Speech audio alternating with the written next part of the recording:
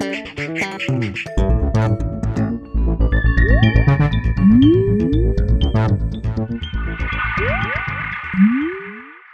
everyone and welcome to The Vortex, where lies and falsehoods are trapped and exposed.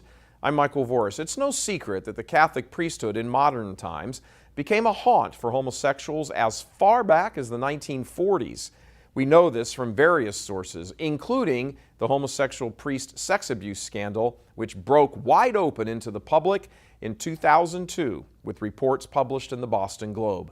Since that time, the Church in the United States has had to pay out more than $2 billion, and various dioceses have gone bankrupt. The internal church investigation following the revelations found out that more than 4 out of 5 cases of sexual abuse of minors was adult men preying on teenage boys.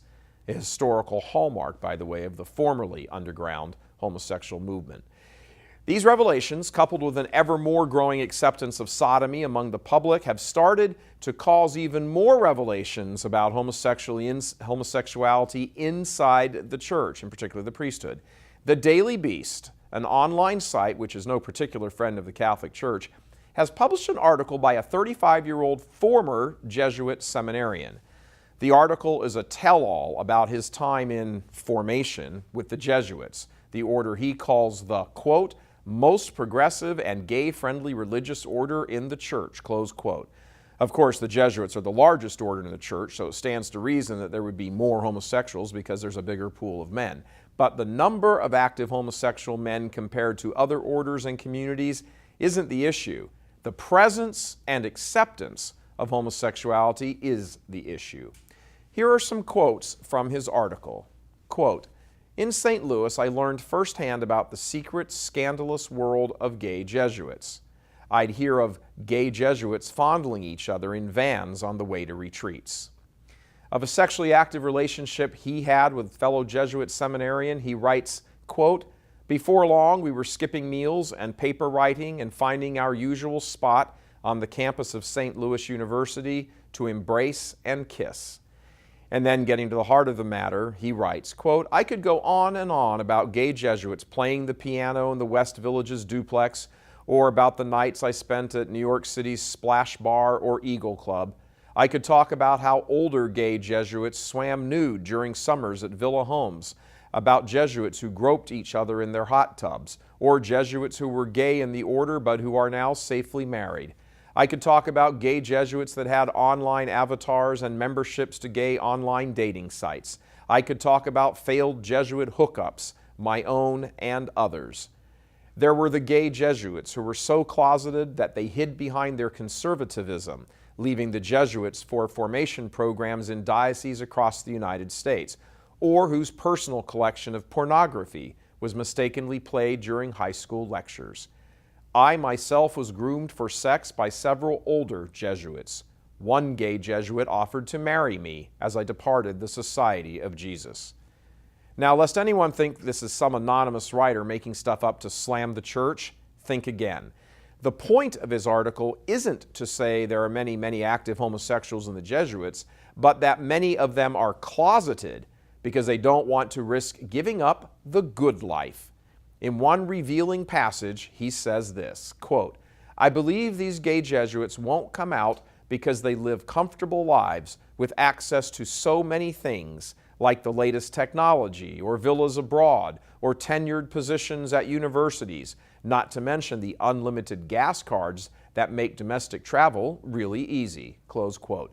This is an inside look from an insider, not disgusted by the sin, far from it, but by the hypocrisy of fellow homosexuals who will not come out of the closet and trumpet homosexuality as a great gift from God.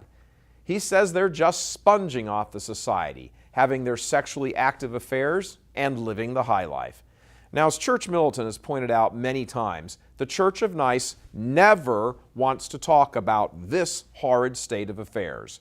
We are accused of being fixated on this topic as well as some others. It's not so much that we are fixated as others are in denial or willful blindness. Here is a tell-all story, an inside story from a man who left Jesuit formation to go be an Episcopalian priest, because of the hypocrisy of all the other gay Jesuits who are sexually active but will not come out in support of LGBTQ stuff. How much more convincing does the Church of Nice crowd need? This is beyond scandalous, which means essentially acting in such a way that may lead others into sin. These men are leading others into sin right along with themselves, and they preach and teach and are given various posts, and they run universities and theology departments, they write books, they speak on the lecture circuit, and they ultimately deform the gospel. And leaders in the church know this goes on. Anyone with even one good ear tuned to affairs in the church knows with absolute certainty that all of this is in fact the case. And it's not just the Jesuits, and it's not just the male religious communities. Women's religious have been overrun by lesbians and those friendly to that agenda. And it's not just the orders either. This infection is rampant in dioceses all over the country and many parts of the world. There are many areas in the church that need cleaning up, and this one is near the top, regardless of how wimps at the Church of Nice like to play it. You don't have to think very long when you're trying to figure out why Catholics in the United States are the religious group that most supports same-sex marriage, and a majority of Catholics at that, 54%. It's because priests who are closeted, active homosexuals have been putting that into their congregations' heads for years and coding it with distorted, out-of-context passages from sacred Scripture. This has got to end. God love you. I'm Michael Voris.